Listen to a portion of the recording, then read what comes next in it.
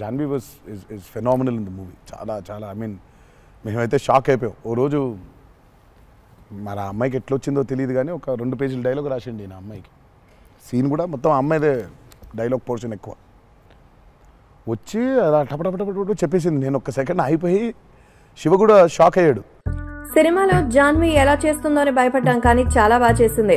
ఎన్టీఆర్ అయితే ఎంతో అద్భుతంగా అయితే జాన్వీ గురించి చెప్పారు. సో జాన్వీ కపూర్ కి తెలుగులో ఇది ఫస్ట్ సినిమా. సో జాహ్నవి అయితే ఎంతో అద్భుతంగా చేసిందని అందరూ కూడా చెప్తున్నారు. సో ఏది ఏమైనా జాహ్నవి కపూర్ తాజాగా చేస్తున్నటువంటి దేవరా సినిమాతో టాలీవుడ్ లో ఎంతో అద్భుతంగా అయితే మన ఎంట్రీ ఇవ్వబోతోంది. సో ఎన్టీఆర్ చెప్తున్నటువంటి దాని ప్రకారం సో జాహ్నవి కపూర్ చాలా చక్కగా చేసిందని, తనకి చాలా బ్రైట్ ఫ్యూచర్ ఉందని, ఎంతైనా శ్రీదేవి కూతురు కదా ఆ మాత్రం ఉంటుంది. సో తను కమిట్మెంట్ కి సంబంధించి చాలా చక్కగా అయితే చేస్తుందని, దావుది సాంగ్ చేసే ముందు అయితే తనైతే హాస్పిటల్లో ఉంది, తనకి హెల్త్ సరిగా లేదు. ఆ తర్వాత డిశ్చార్జ్ అయ్యి నేరుగా తన ఇంటికి కూడా వెళ్ళలేదు, నేరుగా షూటింగ్ స్పాట్ కే వచ్చింది. అంత కమిటెడ్ మరి టువర్డ్స్ ద వర్క్. అంతేకాకుండా చాలా డాన్స్ పరంగా కానీ ఎంతో ప్రాక్టీస్ చేసేది, అలాగే ఏవైనా సరే ఈజీగా అడిగేది.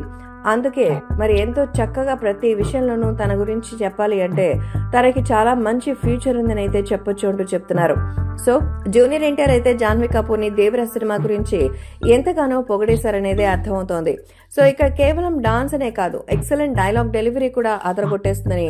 సో ఒక్కొక్కసారి కొరటాల శివ అయితే 2 పేజీలు డైలాగులు రాసినప్పుడు అలా చక్కచక్క చెప్పేసి అలా వెళ్ళిపోయింది. నేనైతే షాక్ అయిపోయాను.